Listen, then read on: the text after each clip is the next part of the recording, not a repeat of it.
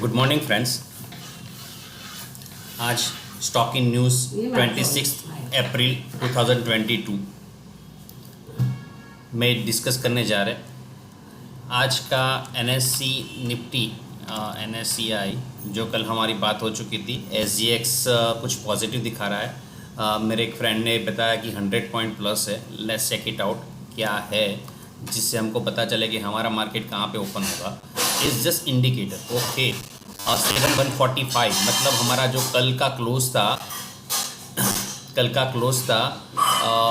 6953.54, जो कल ही मैंने बता दिया था। कल का शाम का वीडियो अगर रेफ़र कर सके तो फिर से रेफ़र कर लेना कि मेरा अंदाज़ा है करीबन गैप अप होने का, या फिर 100 पॉइंट प्लस गैप अप होगा, ऐसा मेरा अंदाज़ा था, जो करीबन सही बैठता है। क्योंकि अभी भी मेरा कन्विक्शन जो है वो नेगेटिव साइड पे नहीं है, पॉजिटिव साइड। क्योंकि अभी जो दिखना चाहिए वो दिखता नहीं है। एज वेल एज मैंने बताया था कि एक डाइवर्जन होता है, आप भी एक लर्निंग प्रोसेस के थ्रू जा सकते हो। तो आप लोगों के लिए मैंने एक इमेज ढूंढ के निकाल कर रखा है। Let's have a look first. Never stop learning because life never stop teaching. तो यहाँ पे कोई ना कोई कुछ ना कुछ सिखाता ही रहता है। तो यहाँ पे मैं भी एक जरिया बन रहा हूँ आप लोगों के लिए कि कुछ सिखाने का ट्राई कर रहा हूँ। That's it. तो यहाँ पे जो मैंने निकाला है, ये मैं इंडिकेटर हटा देता हूँ। ओके, कल एक बंदे ने पूछा था कि सर कौन सा इंडिकेटर डालना है जिससे हमको समझ में आए। तो अगर आप बिगिनर हो, आपको कुछ भी समझ में नहीं आता है, तो आपके लिए मूविंग एवरेज बेस्ट है। Moving average is a lemon indicator. मतलब आपको एक अंदाज़ा पड़ेगा कि स्टॉक कहाँ पे जा रहा है। अब मूविंग एवरेज का साइज़ कौन सा लेना है वो आपको तय करना है कि आप शॉर्ट टर्म ट्रेडर हो, लॉन्ग टर्म ट्रेडर हो।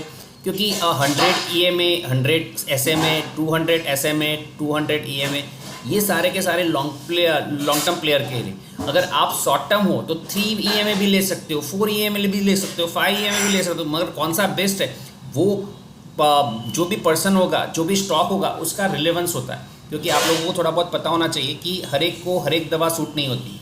तो हर एक स्टॉक के लिए कुछ ना कुछ अलग अलग पैरामीटर्स होते हैं, वो बाद में बात करेंगे। अभी स्टॉक इन न्यूज़ में हम चले जाते हैं। सो स्टॉक इन न्यूज़ है आज results Bajaj finance, HDFC life, AB sun life, KPIT tech, then Macrotech developer in focus, Bajaj finance, HDFC life insurance. ये रिपीट हो रहा है क्योंकि दो जगह से मैंने इकट्ठा किया। तो GTL मेरा फेवरेट है। फिर एक टाटा टेली सर्विसेज, TTML का भी आज रिजल्ट है। लेट्स हैव लुक कि कैसा परफॉर्म कर रहा है। तो सबसे पहले बजाज फिनांस देख लेते हैं। बज फिन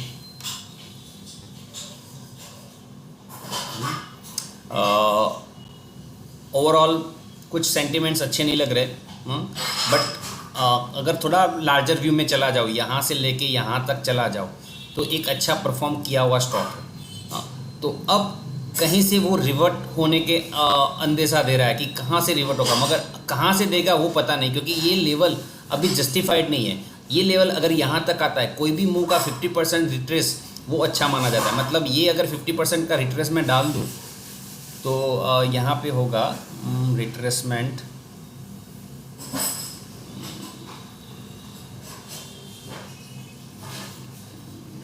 कोई नहीं, रिट्रेसमेंट यहाँ होगा, सॉरी, यस, फिबोनाची रिट्रेसमेंट। ये अगर मैं डाल दूँ तो आप देखो ये अब तक करेक्ट कहाँ तक हुआ है। तो ये नंबर मैं थोड़ा साइड बैठा कर,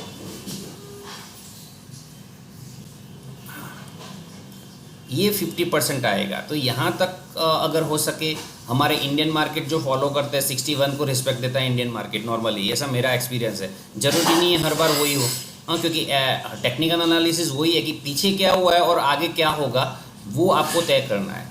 तो वहाँ पे अगर कुछ इंडिकेशन मिल रहा है, अभी कोई इंडिकेशन नहीं मिला है। ओवरऑल लॉन्ग कैंडल थी, फिर जो दो इकट्ठा हुए और फिर डाउन मूव दे दिया, और यहाँ का लो भी काट दिया है। इसका लो था 6960 और यहाँ का क्लोज 69451 और 7000 है। ओके, लो काटा नहीं है, लो के ऊपर बंदा है। तो एक छोटी सी होप रहेगी कि हाँ चलो यहाँ से रिवर्सल होने के अनुसार है।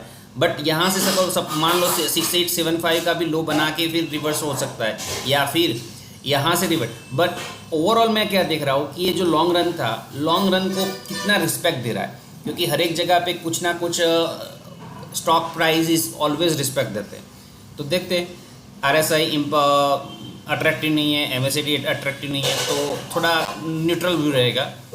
HDFC लाइफ जो पहले भी दे चुका हूँ, HDFC लाइफ WM पैटर्न जब मैंने डिफाइन किया था तब मैंने बताया था यहाँ पे ये जो पोर्शन था वहाँ पे बताया था। फिर आपकी जर्नी यहाँ से करीबन 530 से लेके 530 से अबव बोला था, वो करीबन 597 था। वहाँ पे मैंने करीबन 580 to 600 का टारगेट दिया था। तो 597 टच करके फिर यहाँ पे ठहर गया है। यहाँ से ऊपर भी मूव नहीं कर रहा, नीचे भी मूव नहीं कर रहा है, तो ये एक रेंज में फंसा हुआ है। तो अगर ये रेंज तोड़ता है किसी भी साइड, तो हो सकता है आने वाले दिनों में उसी साइड का मूवमेंट हो। तो लास्ट 5 डेज़ का अगर एग्जामिन करें तो लास्ट 5 डेज़ की कैंडल बहुत अच्छी नहीं है, नेगेटिव साइड दिखा रहा है। फिर भी रिजल्ट्स अगर इम्प्रूवाइज रहे, अगर मान लीजिए बहुत अच्छे रिजल्ट आए और या फिर आने के अंदर से है, तो ये स्टॉक का प्राइस मेरे हिसाब से 560 के ऊपर खुलना चाहिए ना। 560 के ऊपर अगर खुला तो फिर वो आपका स्टॉप लॉस या फिर आपका की पॉइंट हो जाएगा। और की पॉइंट 560 मतलब 560 के ऊपर होगा तो आपको पॉजिटिव रहना है, अदरवाइज़ नेगेटिव होने के लिए तो बहुत दूर है जर्नी। तो वो जर्नी तो करीबन यहाँ पे ही आएगी। बट एक पॉजिटिव साइड यहाँ पे जो गैप अप था वो गैप फिल कर दिया है। अब सेटल होके अगर यहाँ से मूव करना है, आज अगर अच्छा मूव देना है तो मैंने जैसे कंडीशन बताई ये होना है। अगर कंडीशन नहीं हो रही तो फिर वेट एंड वॉच, तो फिर स्लोली यहाँ से रिवर्ट होगा, तब हम उसको पिक करेंगे। Mahindra and logistic, Nippon, okay, Nelco, Atul, gateway, GDL, okay. अच्छा, ये स्टॉक में कुछ स्प्लिट हुआ है, यहाँ से करीबन 280 था, तो जस्टिफाई नहीं कर पाऊँगा क्योंकि एडजस्टेड रेट नहीं है। अगर एडजस्टेड होता तो मैं कुछ कमेंट करता, बट मान लीजिए इसको मैं 1 आवर में कन्वर्ट कर देता हूँ। ये रहा,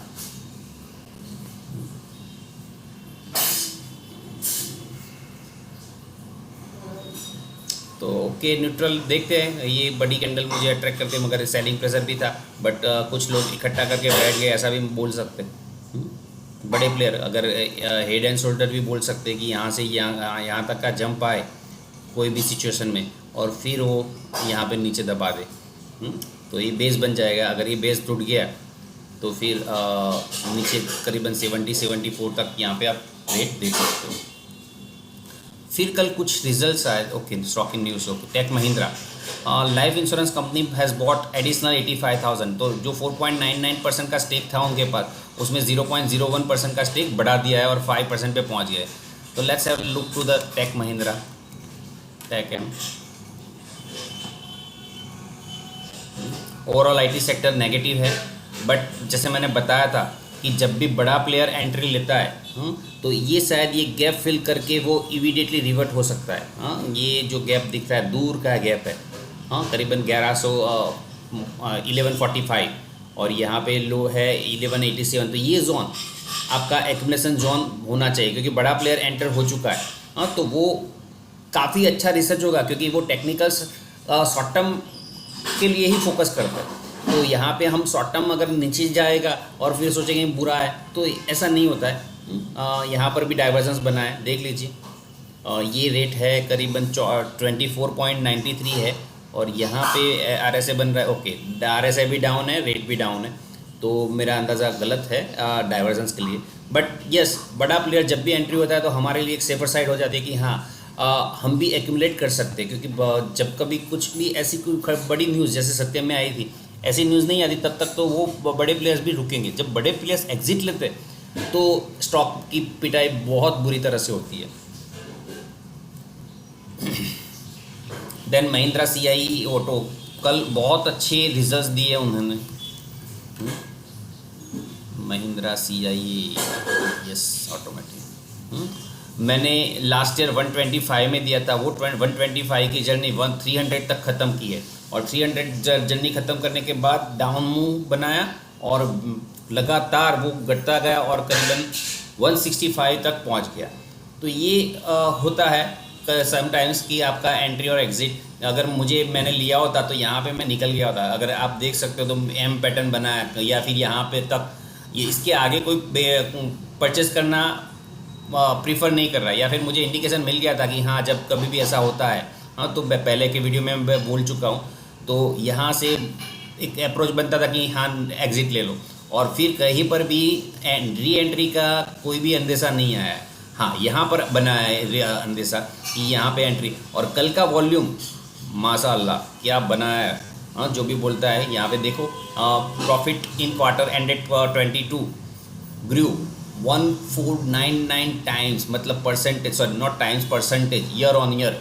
तो ये आपका बहुत अच्छा वन काइंड ऑफ मल्टीबैगर बनने जा रहा है ऐसा ही, क्योंकि एक साल परफॉर्म किया मतलब वो ख़त्म नहीं हो जाएगा। हाँ वो year two year improve maintain करने का ट्राई करेंगे या फिर इम्प्रोवाइज करने का ट्राई करेंगे। तो जब मैंने स्टोरी देखी थी 125 पे तो मुझे भी अट्रैक्टिव लगा था, बट समवॉट जो अभी नई फ़िलहाल स्टोरी वो पुरानी, हाँ बीती बातों को भूल जाइए और पुरानी बातों पर बट्टी डालिए। अभी नया क्या है तो वही हमको फोकस करना है। तो यहाँ पे एक छोटा सा पोल बना और ये फ्लैग ब्रेकआउट है। तो अकॉर्डिंग टू दिस 166 टू लेक 240 रुपीज़, तो यहाँ से 40 रुपीज़ 240 250 तक का टारगेट आप देख सकते हो। डिविडेंड जस्ट 2.5 पैसा दिया है। अभी रिकॉर्ड डेट अनाउंस हुई कि नहीं हुई है, 20 पेमेंट डेट 20 एक्स डिविडेंड 13 अप्रैल है, तो हो गया है 25 को आपको क्रेडिट हो जाएगा। तो आप रडार पे रख सकते हो इसको। एवरेडी लॉस जो था 38 करोड़ रिपोर्ट किया है, which is narrowed compare to the 442 crore in corresponding physical year last year. वो रेवेन्यू फेल 11, एक नेगेटिव साइन है। अदरवाइज प्रॉफिट में देखो तो ये प्रॉफिट हुआ है। 38 का लॉस देख अगर कोई देख रहा है तो वो गलत है, क्योंकि कंपेरिजन करोगे 440 का लॉस कर रहा था उसके सामने एवरेडी अभी वहीं पर टिका हुआ है। हाँ जो भी एक किसी ने सुना होगा लॉस किया है तो कुछ छोटे प्लेयर ने अपना जो भी होल्डिंग होगा शायद निकाल दिया होगा, but at the same time हमने जो न्यूज़ में लिया था, कवर किया था कि कोई बड़े प्लेयर एंट्री हुआ है, तो बड़े प्लेयर को पता है या फिर वो insider one kind of message leak हो चुका है या कि वो कुछ भी यहाँ पे उसने बाय किया है। हाँ वो कुछ भी हो सकता है, प्रमोटर हो सकता है या डायरेक्टर्स हो सकते हैं, कोई भी, बट उन्होंने बाय करके रखा है। क्यों? क्योंकि उनको कंपनी में जो स्ट्रेंथ होनी चाहिए, कंपनी में जो ट्रस्ट होना चाहिए वो उनका बरकरार है, और ये रिजल्ट भी वही दिखा रहा है कि हाँ कंपनी इम्प्रोवाइज कर रही है। So these are okay. One more मैंने एक फ़ाइल बना के रखी है आप लोगों के लिए। हाँ रिजल्ट्स फाइल में GMDC एक रडार पे था जो year on year profit margin जो बनाया है उसने, operating profit margin growth year on year तो 269% बनाया है। तो आप लोगों के रडार पे ही है। सेकंड एक आता है GMDC, ले लेते फिर से। कल क्या हुआ था, क्योंकि मैंने 11 रुपये का लास्ट रेट देखा था। ओके प्राइस में प्रेशर आया है, तो एक बात बहुत क्लियर है, अगर आपको कोई भी लेवल पे इकट्ठा करो, बट मेरा जोन जो है वो आपको इकट्ठा करना है। ये 1-2 दिन का ट्रेड नहीं है। हाँ ये करीबन 1 साल 1.5 साल 2 साल का ट्रेड है, but you will get good return, that's what my sense. हाँ तो ये आप इकट्ठा करो, क्योंकि मैंने रेंज तो बता दी थी 170 के अराउंड, 180 से लेकर 170 तक अगर आ जाता है कोई भी सिचुएशन में तो आपको परचेस करना है। अगर इस पर फिबोनाची डाल देते हैं तो अकॉर्डिंग टू द फिबोनाची बहुत दूर का आएगा, बट उतना वेट, हाँ क्योंकि मार्केट में हमारा प्रिडिक्शन सब गलत हुआ और वो लेवल नहीं है और रिवर्ट हो गए, तो हर एक लेवल पे हमारी एंट्री होनी चाहिए। ये तो दिखाता है 146 के अराउंड या फिर 227 के अराउंड भी आ सकता है। मतलब ये एक अंदाज़ा है कौन कौन से रेट पे लेना चाहिए। तभी मैं कई बार ग्रुप में लिखता हूँ कि entry and exit is should be defined. हाँ वो एक डिफाइंड वे में होना चाहिए। Anyway, these are the stock in news. Thanks a lot. Thank you for watching. Okay, bye.